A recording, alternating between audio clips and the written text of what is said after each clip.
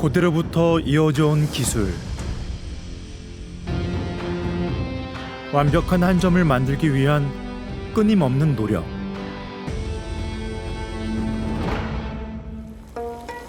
우리 민족은 무엇을 어떻게 먹었는가에 대한 탐구. 민족의 역사와 삶 속에 녹아있는 우리 맛에 대한 이야기. 이 모든 것을 담고 있는 것, 바로 소치다.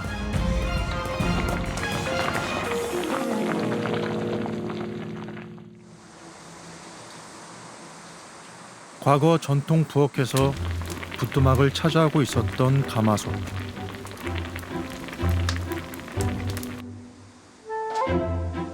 이제 가마솥은 오래 끓이는 탕을 전문으로 하는 식당에서나 찾아볼 수 있다.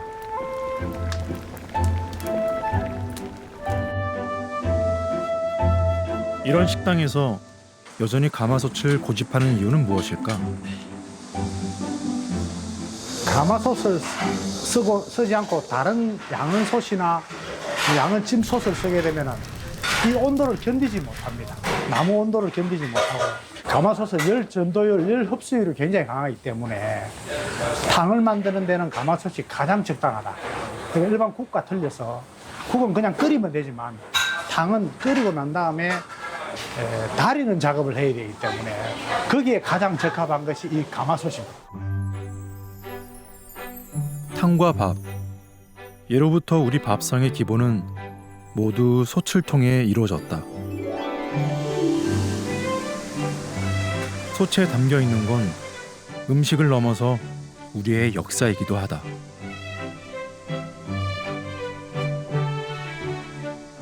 시대가 변하고 모습을 달리하면서 우리 민족과 함께해온 솥. 우리는 언제부터 지금 모양의 솥을 사용했을까? 황해남도 안악군에 위치한 고구려 고분 안악 3호분. 현무암과 석회암의 큰 판석으로 만들어진 이 무덤엔 고구려 사람들의 삶이 벽화로 남아있다. 방앗간의 모습, 곡식을 도정해 먹었음을 알 수 있다. 불이 활활 타오르고 있는 부뚜막 위에 커다란 조리 도구가 얹혀 있다.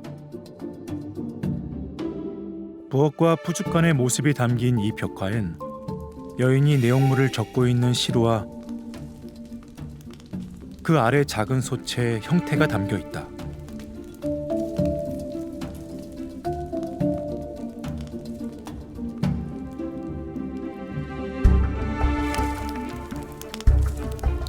고구려의 군사 요새였던 서울 구이동 유적에서 출토된 솥과 시루. 벽화에서 봤던 같은 형태의 솥과 시루가 다른 곳에서도 발견됐다.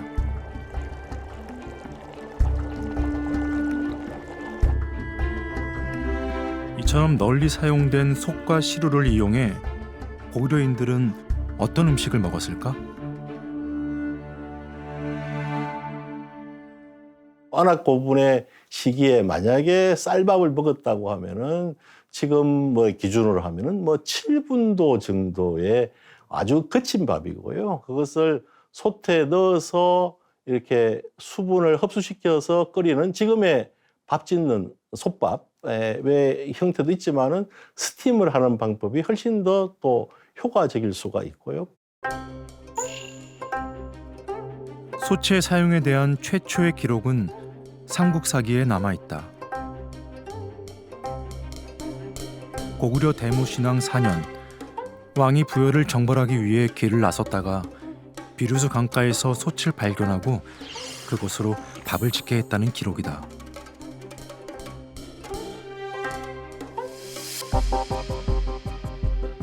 지난 2012년 발굴 조사가 이루어진 경상남도 김해시 대성동 고분 유적. 금관 가야의 수도였던 이곳에선 다양한 유물들이 발굴됐다. 그중엔 청동으로 만들어진 솥도 있었다. 그런데 이 솥은 북방 기마 민족들이 사용하던 청돈솥과 닮았다.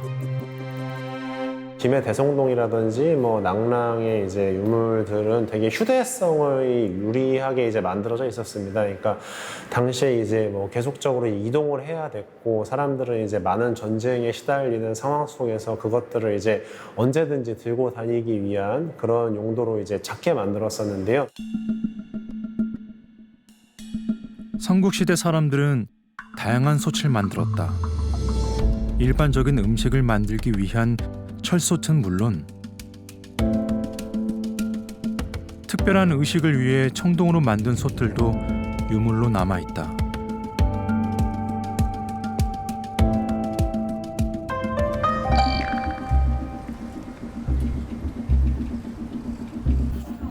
요리 천국이라고 불리는 중국.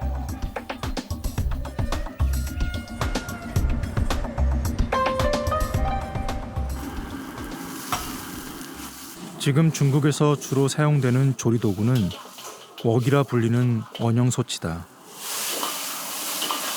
대부분의 중국 요리는 이 웍을 사용해 만든다. 它这个做菜翻炒时候，它不容易往外边溅，传导热量快，这种锅薄。它的优点就是导热快，出菜速度快，食用什么酱爆的、爆炒的，这些菜肴。 웍은 어떻게 만들어지는 걸까?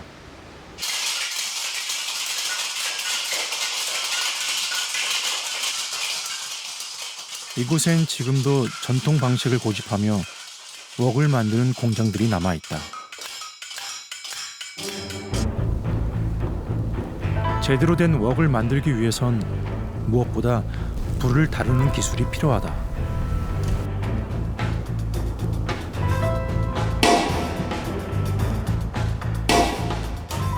불에 달군 철판을 두드려 손잡이와 전체적인 모양을 만들어간다. 这个红炉最重要了。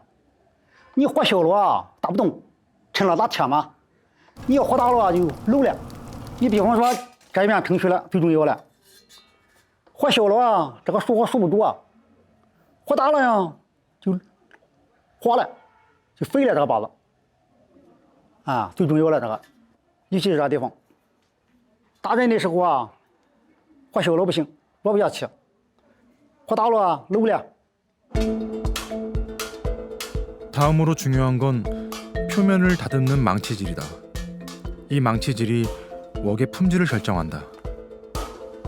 它毕竟它不是说机器，那机器一压它都平了，这手工它就一抽水打就不平，因为它找平它，然后再弄打磨，那打磨说也比较好看的，也平凡的哈，打磨以后，再然后打黄，打1遍、2遍、3遍。 1到4遍，才让这个锅才能出来这个形状。这个36000锤，一共要打用时3个小时零35分钟，我已经打过去。 기계로 대량 생산하는 것에 비해 시간도 많이 걸리고 그만큼 가격도 비싸지만 전통 방식으로 제작한 웍을 찾는 수요는 끊이지 않고 있다.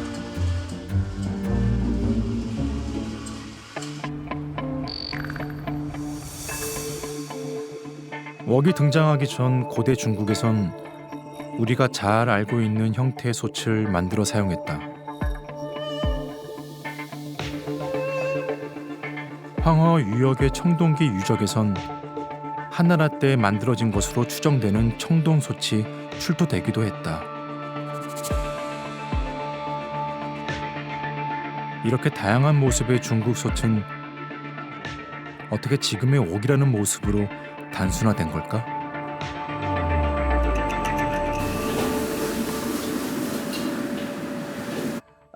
从近代开始啊，我们就有了引进了榨油技术，就很多植物能榨成油。你像很多那个豆类啊，这个油菜籽之类啊，这个就能榨出油来。在这之前呢，我们都是什么呢？都是动物油。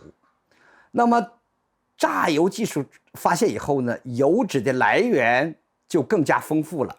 那么这个圆底锅对这类的烹调方法是非常有益的。放里面很少的油，它会这个在里面相聚，聚拢到一起，这样利于你满锅的翻炒。如果要是一个平底的，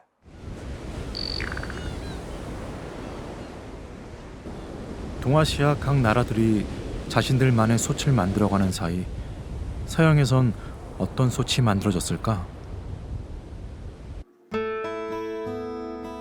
선사시대의 식문화를 연구하는 고고학자 제키 우드. 그녀는 이미 구석기 시대부터 솥을 사용했다고 주장한다. Well, the cauldrons they used in the old Stone Age, the Paleolithic, 26,000 years ago, were made of leather because they didn't have any metal and they didn't have any ceramics. But they had a lot of leather. So basically what they did is they made a tripod like this of wood, and they had the leather here, and they put their stew or their food into the leather. 불 위에 직접 올려 조리할 수 없는 가죽솥. 대신 뜨겁게 달군 돌들을 솥 안에 넣어 조리한다. 부엌과 주거에 대해 연구하기 위해 복원한 선사시대 공간. 서양의 솥은 본격적으로 철기 시대에 등장했다.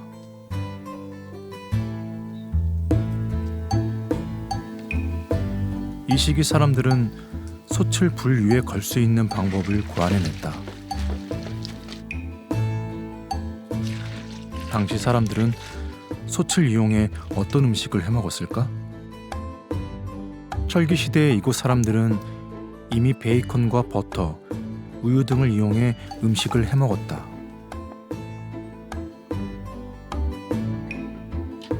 서양 대파인 릭과 베이컨, 생선과 우유를 넣고 끓인 음식. 지금의 음식과 크게 다르지 않다. I don't think we've changed that much at all since prehistory. I think all the skills and ingenuity of prehistoric people is within all of us. We've just forgotten it because we don't need it anymore. But one generation on, if civilization disappeared, people would know exactly how to do this and do that because it's the only way to do.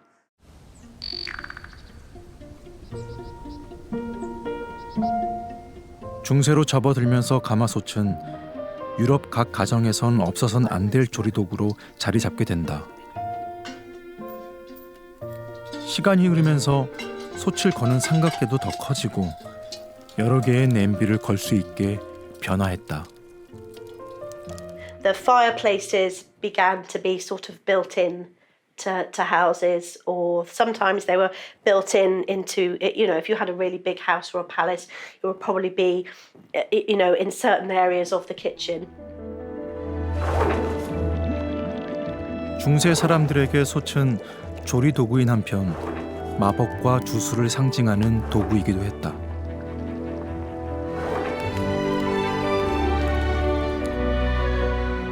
실제 생활에서도 솥의 역할은 요리에만 한정되지 않았다. 각 가정에 따뜻한 물을 제공하는 것도 솥의 중요한 역할이었다. 형편이 어려운 가정에서는 열과 빛의 공급원이기도 했다. 시간이 흐르면서 사람들은 솥 하나에 각각의 재료를 천으로 싸서 구획을 지어놓고 익히는 조리법도 개발해냈다. Cauldron would have used for everything, for heating water, for washing, for possibly for washing clothes, definitely for things like dyeing wool and you know, any kind of practical thing that you can think of that would have involved heating or water would have been done in a cauldron. So yeah, many things, many things. And if you think probably a blacksmith, you know, in his foundry or whatever, he'd probably have something like that as well. But it wasn't just in the kitchen that you would have found them. 하지만 부엌의 구조가 바뀌면서 오랜 세월 생활의 중심에 있던 솥도 변화를 맞게 된다. and then you get a man called, his name was Count Rumford, or Benjamin Thompson. And he was a kind of German American who lived much of his time in England. And he is the man that was responsible for creating our modern oven. And he actually launched that, his kind of idea in the Foundling Hospital in London in the 1700s. And that's where one of the first kind of new kitchens, as it were, evolved. 오븐이 각 가정에 들어서면서 큰 변화가 찾아왔다. 오븐에서 사용하기 편리한 다양한 조리 도구들이 소치의 자리를 대신해 발달하기 시작한 것이다.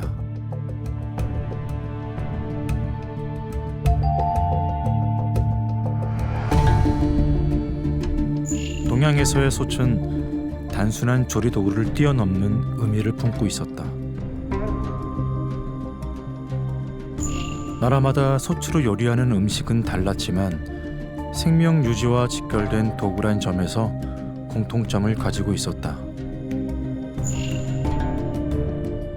그리고 동양의 솥은 곧 권력이라는 의미를 갖게 되었다. 人们吃的菜肴的品种多了，生活就丰富了，啊，就不是上顿这个下顿那个啊，千篇一律了，就打破了这个常规。对，第6个呢，就增加了食物的营养和吸收。什么样的东西，我用什么样的烹调方法，使它的营养发挥的最大化，这就为它提供了一个前提和条件。再一个就是，有了营养了，它增加了寿命，啊，营养一丰富了，人的寿命就相对的延长，所以它也是国力的一个象征，基本上是这个啊。 조선의 법궁 경복궁, 그곳에 솥이 있다. 조선시대 나라의 중대한 의식을 거행하던 경복궁 근정전, 이곳에 세 발 달린 솥이 놓여 있는 것이다. 이 솥은 어떤 이유로 궁궐에 자리하게 된 걸까?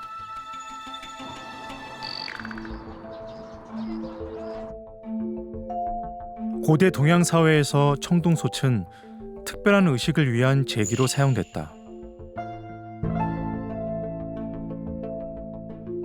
아무나 가질 수 없었던 솥, 단순한 솥 이상의 힘과 권력을 상징했던 것이다.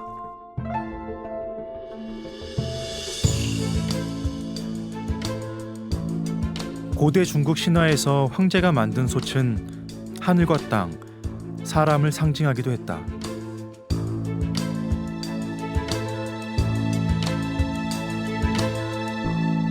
이 청동정을 제작하는 데는 상당한 정도의 기술적인 어떤 수준이 필요합니다. 특히 그 3차원적인 용기를 구현하기 위해서는 대단히 복잡한 공정이 필요하고요. 되게 특정한 계층이 특정한 목적을 위해서 사용한 것이라고 생각이 되는데 지금 우리들이 보는 청동정들 가운데는 상당한 정도 숫자의 명문이 있어요. 그런데 이 명문의 내용을 보면 그 끝부분에 이 정을 이용해서 어떤 특정한 조상에게 제사를 지내기 위해서 이걸 제작한다. 뭐 이런 명문들이 기록된 경우들이 있습니다.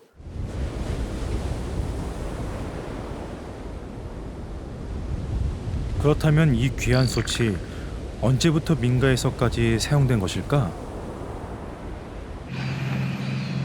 마도 앞바다는 물살이 세고 안개가 심해 난행량이라 불릴 정도로 험한 뱃길이다.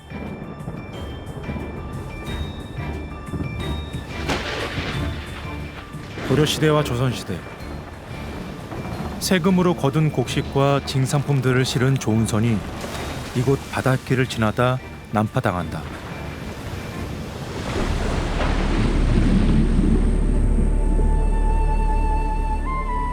이 배들은 수백 년 세월 동안 깊은 바다 아래 잠들었다.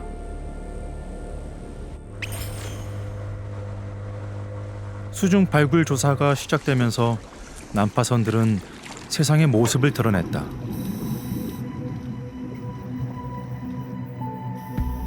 처음 배에 실릴 때 모습 그대로 남아있는 유물들. 생활용품은 물론 세금으로 거둔 곡식도 나달 그대로 남아있다. 물품 목록이 적힌 목간도 발견됐다. 젓갈 한 항아리라 적힌 목간. 이 배에는 젓갈 외에도 보리, 전복, 홍합 등 다양한 식재료가 실려 있었다. 이 밖에 선선 생활을 짐작해 볼 수 있는 유물들도 나왔다. 눈에 띄는 건 솔방울. 대부분 그을려 있다. 노지 돌판이라고 하는데요. 그러니까 저희 널쩍한 큰 이제 돌들을 이제 아마 불을 목선에서 바로 피우면은 불이 나잖아요. 그래서 그 불을 피울 수 있도록 바닥을 돌로 깔았었는데 그게 이제 발견이 됐습니다. 그래서 그을린 흔적이 있고요. 그리고 마도 2호선이었던 것 같은데 그 경우에는 기압판이 많이 나왔어요. 기압편이 그것도 기압편도 마찬가지로 그을린 상태로 나왔는데 그게 아마 같은 용도를 했을 거라고 추정이 됩니다. 유물을 덮고 있는 모래를 걷어내자 배에서 생활하기 위해 사용했던 물건들이 모습을 드러낸다. 선실 중앙칸 화덕자리 옆에서 발견된 철제솥. 이 솥에 선상생활의 비밀이 담겨 있다. 세 개의 다리가 달린 솥은 철제 시로와 함께 발견됐다. 고려시대 솥은 배에서도 일상적으로 사용될 정도로 널리 보급됐음을 알 수 있다.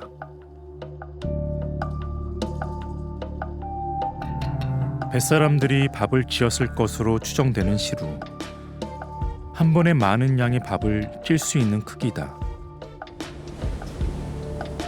긴 항해 기간 동안 배에서 생활해야 했을 선원들. 매 끼니 여러 사람이 먹을 식사를 준비하는 것도 쉽지 않았을 것이다.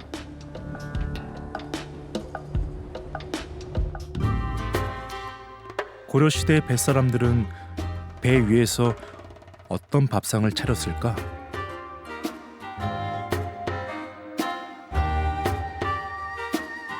송나라 사신으로 고려를 방문했던 서궁의 고려도경에 나온 기록들을 바탕으로 고려인들이 먹었을 음식을 만들어봤다.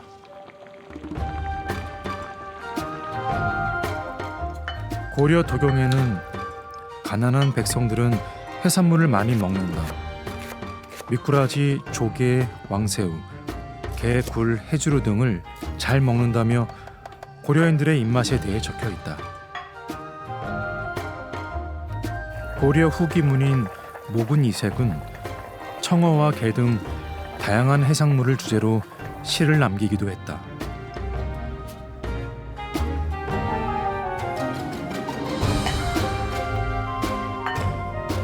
고려시대 뱃사람들도 바다에서 쉽게 구할 수 있는 재료들로 끼니를 준비하지 않았을까?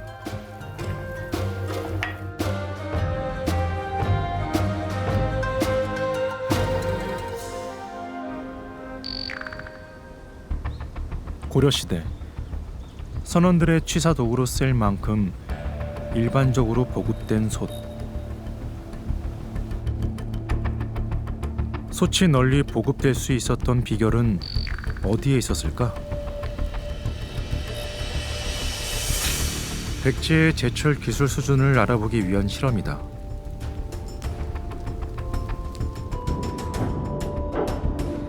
백제의 재련로를 복원해 철을 만들고 녹인 고철로 도끼날을 만들어봤다. 철을 생산하기 위해서는 높은 온도를 만들어내는 것이 중요하다. 고대의 솥은 당시 최첨단 기술의 집합체였다. 보혈을 냈을 거라는 것들은 일단은 좀 그 부산물을 통해서 알 수 있었던 거고요. 그것이 최소한 1300도, 1400도를 유지했다고 하는데 저희가 실제로 사람이 발을 밟거나 기계로 송풍을 하거나 했을 때도 1400도라는 온도는 상당히 형성하기 어렵기 때문에 그 당시 그 기술자들의 굉장히 고도의 기술이 있었을 것이다. 백제 후기 궁터인 왕궁리 유적. 이곳에서도 쇠솥이 출토됐다. 백제의 제철 주조 기술을 확인할 수 있다.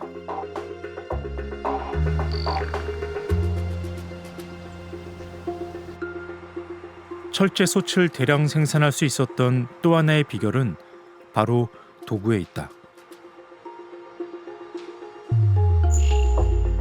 도래라 불리는 도구. 솥의 거푸집을 만드는 데 쓰이는 도구이다. 이 도래를 사용함으로 인해서 일정한 형태 또는 같은 부피, 말하자면 소비자들이 한 말짜리 무쇠솥을 주세요 또는 5말짜리 무쇠솥을 주세요 했을 적에는 일정한 규격화가 이루어져야 됩니다. 이 도래가 바로 그런 규격화를 하는 데 있어서는 아주 중요한 그런 도구로서 기능을 했다라고 보시면 됩니다. 도래는 어떤 식으로 사용하는 걸까? 지금도 도래를 여전히 사용하고 있는 장인. 옛 방식 그대로 솥 거푸집을 만들고 있다. 음식을 먹으려면 숟가락이 필요하죠. 젓가락이 필요하고 그 정도로 필요한 겁니다. 직각이라든가 수평을 잡을 때 그게 꼭 필요하거든요.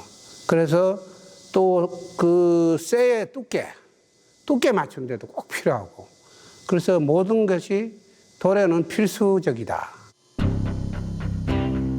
도래는 말이라고 하는 중심을 잡아주는 도구와 함께 고정시켜 사용한다. 원하는 두께가 나올 때까지 몇 차례에 걸쳐 흙을 덧발라가며 작업하면 마침내 완성된 거푸집. 도래를 사용한 흔적이 뚜렷하게 남아있다. 손으로 빚어서 거푸집을 만들 경우에는 하루에 하나를 만들기가 어렵습니다. 근데 이런 도래를 사용한 그 속 거푸집으로 속심을 만드는 거는 하루에 수십 개를 만들어낼 수가 있습니다. 솥 전이 있고 또 무늬가 새겨져 있는데 정확하게 360도로 돌아가는 그런 형태의 무늬가 만들어져 있으면 그것은 바로 이런 도래를 사용했다라고 우리가 단정 지을 수 있을 것 같습니다. 고대로부터 이어져 온 철을 다루는 기술. 거기에 도래가 더해져 대량 생산이 가능해졌고 조선시대까지 이어져 온 기술력으로 지금의 솥이 등장하게 된다. 도구가 현대화된 지금도 솥을 만드는 기본적인 방식은 그대로 이어지고 있다. 달라진 점이 있다면 현대적인 기술이 도입되면서 만들기 어려웠던 다양한 두께의 솥도 제작할 수 있게 된 것이다.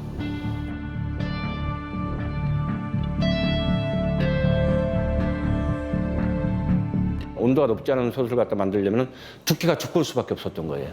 근데 요새는 얇아도 그 두께를 갖다 나올 수 있게끔 만들었기 때문에 기술의 발전이죠.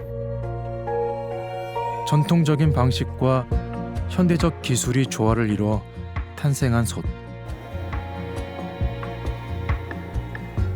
전통 솥에 대한 수요가 이어지는 건 그 안에 변치 않는 가치가 담겨 있기 때문이다.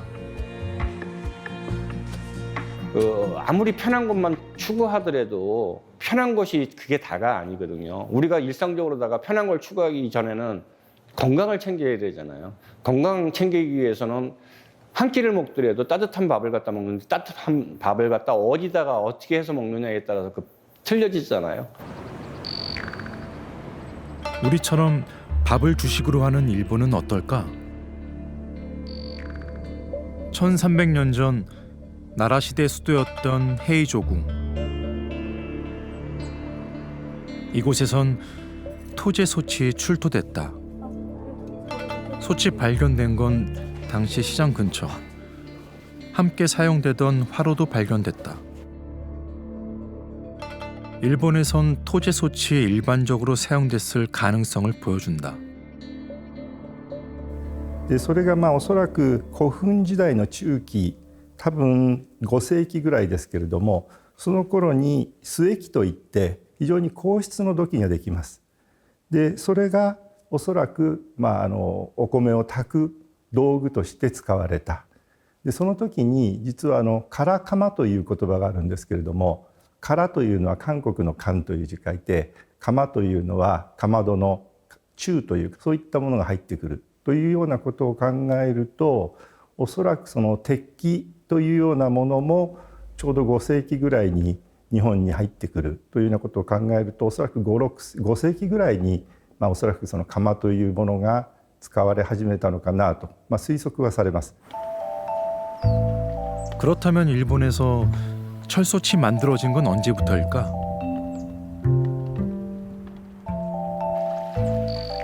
(7세기) 후반 철소치를 만들었던 흔적이 남아있는 가와라데라 유적. 철소치는 출토되지 않았지만 당시 주조 기술이 어느 정도 확립됐을 것으로 추정된다.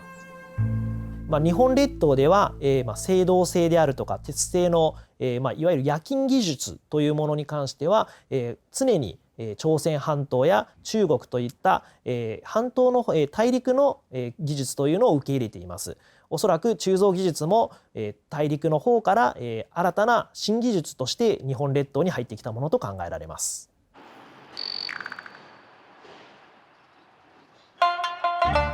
에도 시대 이전 철소치를 사용한 흔적을 찾는 건 쉽지 않다.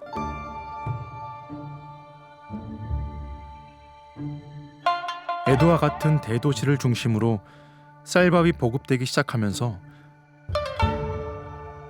밥 짓기에 적합한 부뚜막을 만들고 솥을 올려 조리하는 구조가 자리 잡았다고 한다.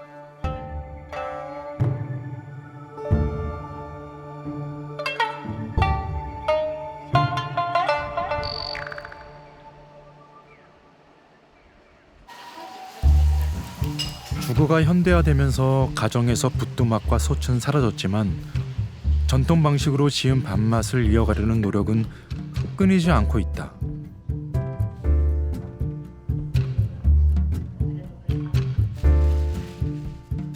이곳에선 전통 부뚜막의 장작불로 밥을 짓고 있다. 밥 짓기는 숙련된 기술을 갖춘 일부 직원들만 맡는다. 일정한 맛을 유지하기 위해서다. うちはその薪で炊いておりますので、その火始めはすごく燃えるんですけれども、ちょっと離れてしまうとすぐ、火が落ちていってしまうので、そのずっと強火のままで、蒸気が出て吹いてくるまでは、ずっと強火のままで炊いていくということに気をつけております。 밥이 다 지어질 때까지 눈을 뗄 수 없지만 정성을 들인 만큼 밥맛은 전기소치를 뛰어넘는다. はい、まずこの火力がまず全然違いますので、お米一粒一粒が、どういうんですかね、こうべちゃっとならなくて、米一粒一粒がこうはっきりと、口の中で食感として味わえるご飯になっております。 맛있는 밥. 그것은 고운과 고압이 만들어내는 조화다. 일본인들은 이 압력을 위해 나무 뚜껑을 선택했다. 日本では特に江戸時代の中期になってから羽釜と言われるものができます。でこれはこういう形の釜で重い蓋、木の蓋がつくんですけれども、これが私がちょうど子どもの頃ですから、もう1960年代ぐらいまで日本では一般に使われていました。でこの釜というのでご飯炊く時には、初めちょろちょろ中パッパ、赤子泣いても蓋取るなという言葉が私の子どもの頃聞いたんですけれども、要するにご飯を炊くということと、それからその後蒸すということ、この2つが合わさって日本の独自のそのご飯の炊き方ができた。 밥 짓는 방식은 비슷하지만 우리의 가마솥은 일본과 달리 뚜껑도 무쇠로 만들어져 있다. 압력 유지를 위한 최선의 선택인 것이다. 압력을 엄청나게 높게 해서 마치 이제 그 높은 고산지대에서 무거운 돌을 막 올려놓고 밥을 지어야 되잖아요. 그것처럼 무쇠솥이 그 기능을 하게 되는데 거기에 적합한 게 뭐냐면은 각종 작곡을 넣게 되니까 그 압력을 가하는 무쇠솥이 조선의 특징으로 자리 잡는 거죠. 세월이 흐르고 환경이 바뀌어도 변하지 않는 것들이 있다. 삼국시대 신라 승려 자장율사가 창건한 통도사.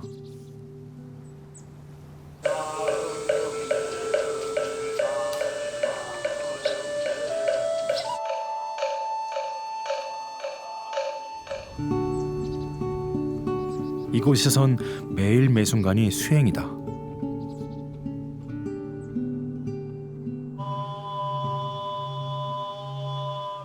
날이 채 밝지 않은 새벽 시간, 종소리가 산사를 깨운다.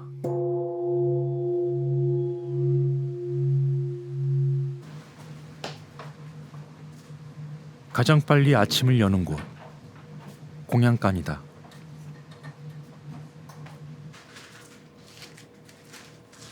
이곳에선 대량으로 밥을 짓기 위해 바닥이 평평한 가마솥을 사용한다. 밥 짓는 방식도 다르다. 쌀을 넣고 물을 조절하는 것이 아니라 물을 먼저 끓인 다음 쌀을 넣는다. 지금 사용하는 솥은 40년 가까이 된 솥이다.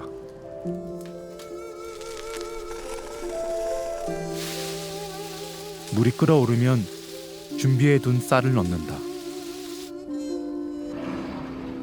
솥이 큰 만큼 쌀이 고루 익을 수 있도록 중간에 2차례 저어준다.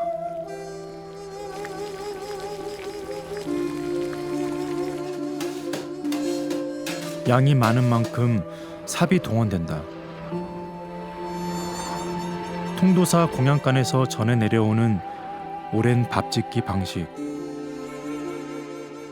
마지막으로 뚜껑을 덮고 뜸을 들인다. 불 조절도 중요하다.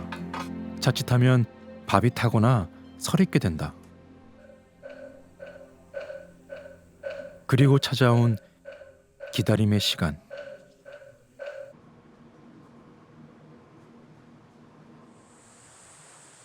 밥이 다 되었다는 건 경험으로 알 수 있다. 대충 느낌이 와요. 이렇게 냄새 맡아보면 이 밥이 지금 어느 정도 되겠다라는 이제 그런 게 대충 이제 알고 있는 거죠. 매일매일 하다 보니까. 바꾸겠습니다.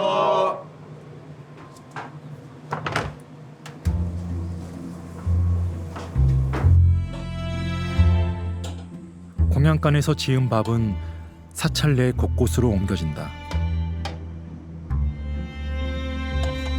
쌀 한 톨도 버리는 일이 없도록 삽에 붙은 밥알 하나까지도 꼼꼼히 떼어낸다. 가마솥 관리에도 공을 들인다. 산화를 막기 위해 일주일에 한 번 들기름을 발라준다. 나무를 많이 넣어도 밥이 타고 불이 강해도 밥이 타고 또 불이 적어도 또 이제 설이 있거든요. 그와 똑같이 이제 자꾸 지켜봐야 된다는 거죠. 우리 출가 수행자들도 내가 화나는 마음을 지켜보고 또 나의 욕심을 지켜보고 또 나의 어리석음을 자꾸 지켜보면서 수행해 나가는 거거든요. 지금 이 밥짓기 보면은 정말 부처님의 그 모든 법문이 들어있고 모든 말씀이 다 들어있는 거라고 보시면 됩니다. 한 끼 밥이지만 밥을 짓는 과정에는 삶의 철학이 담겨 있다. 조선 후기 실학자 서유구가 쓴 임원경제지 16개 내용 중 하나인 정조지이다. 제목의 정은 소칠, 조는 도마를 의미한다. 정조지에선 밥 짓기도 다루고 있다. 다양한 밥의 종류와 밥 짓기를 소개하고 있는데 솥 중에서도 돌솥의 맛이 좋다고 설명한다.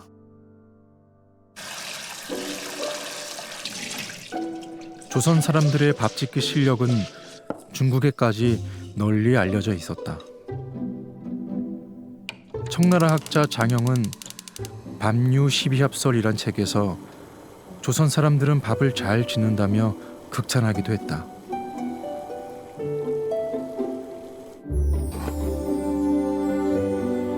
정조지를 쓴 서유구 역시 우리나라의 밥짓기는 천하에 이름난 것이라며 자신감을 보였다.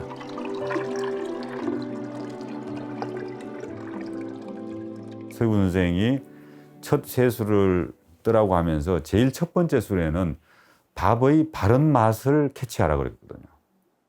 바른 맛을 알아야 된다. 그때 바른 맛이 바를 정자에 이제 만미자를 써서 정미 이렇게 썼거든요. 근데 그 바른 맛이라는 것은 밥이 무슨 바른 맛이 있고 뭐 은한 맛이 있고 이런 의미라기보단 그 밥 그 자체의 그 맛, 그 맛을 알아야 된다. 다양한 솥들이 밥을 짓기 위해 사용되어 왔다. 그런데 왜 우리는 밥을 만든다고 하지 않고 짓는다고 할까? 밥을 이제 끓인다, 만든다라는 것보다 이제 짓는다라고 하는 이유는 되게 이제 맛있는 밥을 만들기 위해서는 끓이고 그 다음에 이제 찌고 그 마지막 단계는 이제 정말 누룽지가 나올 정도로 그 과정을 굽는 그런 개념으로 볼 수 있는 거죠. 가장 단순한 조리법인 것 같지만 사실은 그렇기 때문에 가장 밥 만드는 게 고도의 기술을 요구했다고 해요. 우리의 솥에는 다른 어느 곳에서도 찾기 힘든 기능이 있다. 전라남도 나주의 한 고택. 이곳은 지금도 전통 부엌을 유지하고 있다. 내가 지금 8대, 9대째 우리 애들이 9대째 살고 있으니까 굉장히 오랫동안 이 솥이 이어졌겠죠. 우리는 이제 매년 간장도 여기다 달이고 전에 매주도 다 여기다 쓰고 이렇게 명절 되면은 사골도 여기다 과서 뭐 설에는 떡국도 쓰고. 부뚜막에 고정해 놓은 일반적인 가마솥. 이 고택은 다른 곳과 달리 부엌 바닥도 깊다. 아까 보셨듯이 우리 불 때는 데가 깊잖아요. 그래서 우리 어머니도 다리가 아프셨고 저도 다리가 아픈데 맨날 올라갔다 내려갔다 그렇게 막 이렇게 집 구조가 그렇게 돼 있어서 그런 것 같아요. 그래서 불을 떼면은 다 그 불 기운이 돌아가지고 방이 따뜻한 것 같아요. 우리의 부뚜막과 솥은 왜 이런 구조를 가지게 됐을까? 조리와 난방이 동시에 이루어지는 전통 부뚜막. 아궁이에서 불을 지피면 불길이 넘어가 방을 데우는 방식이다. 이와 함께 아궁이에 꼭 맞는 지금의 솥 모양이 자리 잡게 된다. 이제 전면적으로 방이 이제 바뀌는 이제 통상적으로 얘기할 때는 조선시대 중기 이후라고 봅니다. 예, 그 이후부터는 이 아궁이에 이제 솥을 거는 것이 이제 음식 문화와 연결돼서 이 온돌이 이제 같이 특히 이제 겨울철에 이제 방을 따뜻하게 하는 그런 기능으로 발전한 것이 우리나라의 어떤 솥, 아궁이 문화의 특징이라고 볼 수 있습니다. 수백 년을 뛰어넘는 지혜가 담긴 가마솥. 하지만 이 단순한 형태로 인해 만들어낼 수 있는 음식들의 한계가 있었던 것은 아닐까? 조선시대 때는 의외로 열을 활용할 수 있는 조리도구가 솥하고 쟁개비, 냄비라고 할 수 있는 솥, 이 번철 이게 있는데 예를 들면 번철은 밥을 지을 수가 없지만 솥은 솥과 솥뚜껑을 활용하면 이 번철이 하는 일과 뭐 튀길 수 있는 모든 일을 할 수 있는 만능 조리 도구였어요. 정조지에 소개된 솥을 활용한 요리들을 만들어 봤다. 고기를 다양한 양념에 절이고 뜨겁게 달군 솥 안에 뗄나무를 깔아준다. 그 위에 양념한 고기를 얹은 다음 솥 입구를 종이로 봉한 후 뚜껑을 덮고 뭉근한 불로 굽는다. 지금 우리는 이렇게 훈중 도구가 따로 있잖아요. 근데 이 솥이 훈중의 역할까지 했다는 것이 굉장히 특이한 그런. 고기를 덮은 소반을 드러내자 완벽하게 훈중된 고기가 나타난다. 몽골풍 가정 요리인 과소 육방이다. 이번에 만들 음식은 닭 요리다. 조선시대에 먹던 대표적인 닭 음식인데요. 그 7가지의 향기가 나는 양념을 닭의 뱃속에 채워놓고 그 중탕으로 가열하는 음식이에요. 삶은 도라지, 생강, 파, 천초, 간장, 기름, 식초 등으로 속을 채운 닭을 중탕으로 익히는 칠양계. 솥은 이제 그 요리가 끓을 수 있도록 열원을 간접적으로 공급해주는 역할을 하죠. 농축된 어떤 그 식재료에 담긴 영양과 맛을 뽑아내기 위해서 중탕 요리법을 즐겨서 사용했어요. 가마솥에는 단지 음식만 담긴 것이 아니다. 수백 년의 이야기를 품고 있다.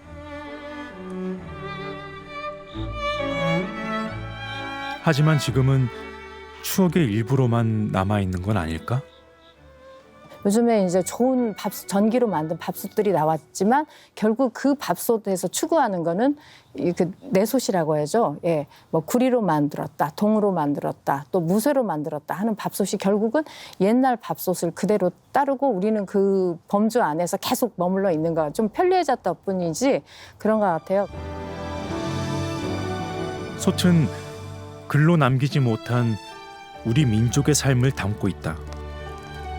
대를 물려 전해온 기억, 우리 몸에 남아있는 현재 진행형의 역사다.